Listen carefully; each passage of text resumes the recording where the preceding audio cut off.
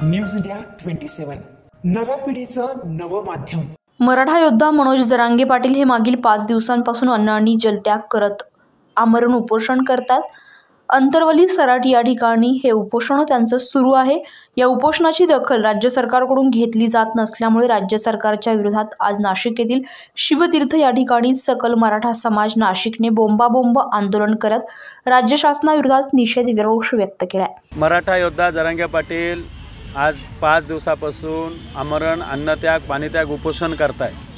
राज्याच्या मुख्यमंत्र्यांनी वाशी मार्केटला त्यांना मसुदा दिला होता आणि 15 तारखेला त्याचं कायद्यात रूपांतर करू म्हणून सांगितलं होतं, परंतु आज मुख्यमंत्र्यांनी परत एकदा शब्द फिरवला आणि 20 तारखेला अधिवेशन घेऊ आणि त्याच्यात निर्णय घेऊ असं सांगितलं।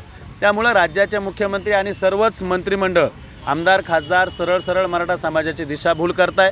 मराठा योद्धा जरांगे पाटलांच्या आज नाकातून रक्त येते तरी सरकारला जाग येत नाही आहे, म्हणून नाशिक जिल्ह्याच्या वतीनं आज या ठिकाणी बोंबाबोंब आंदोलन सरकारचे कान उघडावे म्हणून या ठिकाणी आम्ही ठेवलं आहे।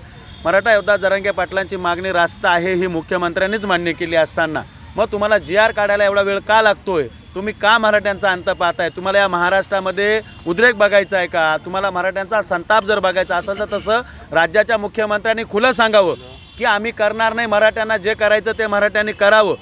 ज्या पद्धतीने तुम्हाला जशा खुर्च्यांवर बसवलंय मराठ्यांनी त्याच पद्धतीने त्या खुर्च्यांवरून मराठे उतरवू सुद्धा शकतात, हे लक्षात घ्यावं।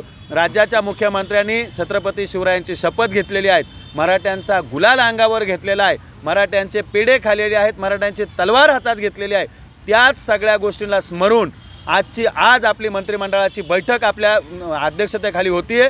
त्या ठिकाणी इतरत्र विषय न घेता राज्याच्या मुख्यमंत्र्यांनी मनोज जरांगे पाटलांची जी काही मागणी आहे ती तात्काळ सोडून तिचं GR घेऊन अंतरवली सराट या ठिकाणी जाऊन ते उपोषण थांबवावं, अन्यथा राज्यातल्या आमदार खासदार मंत्र्यांना मराठा समाज रस्त्यावर फिरू देणार नाही आणि याची सर्वस्वी जबाबदारी ही राज्याच्या मुख्यमंत्र्यांची असेल, उपमुख्यमंत्र्यांची असेल यांनी त्यांनी नोंद घ्यायची आहे। या प्रसंगी सुनील भाऊ बागुल, करण गायकर, नानासाहेब बच्छाव, चंद्रकांत बनकर, नितीन रोटे पाटील, सचिन पवार, ज्ञानेश्वर कवडे, योगेश नाटकर, डॉक्टर सचिन देवरे, राजेंद्र शेळके, विकी गायधनी, वैभव दळवी, संदीप फडोळ, नितीन पाटील, कृष्णा धोंगडे, भारत पिंगळे, चेतन शेलार, रेखा पाटील, मनोरमा पाटील, संगीता सूर्यवंशी, ॲडव्होकेट स्वप्ना राऊत तसेच सविता वाघ, दीपाली लोखंडे, योगिता पाटील, रोहिणी उखाडे, मंगेश पाटील, अजय काळे, सुधाकर चांदवडे, सागर बाबळे, हर्षल पवार, रमेश खापरे, हिरामन वाघ, नितीन कैरनार, मंगेश पाटील, अण्णासाहेब खाडे, अमोल शिंदे, संदीप हांडगे, राम निकम,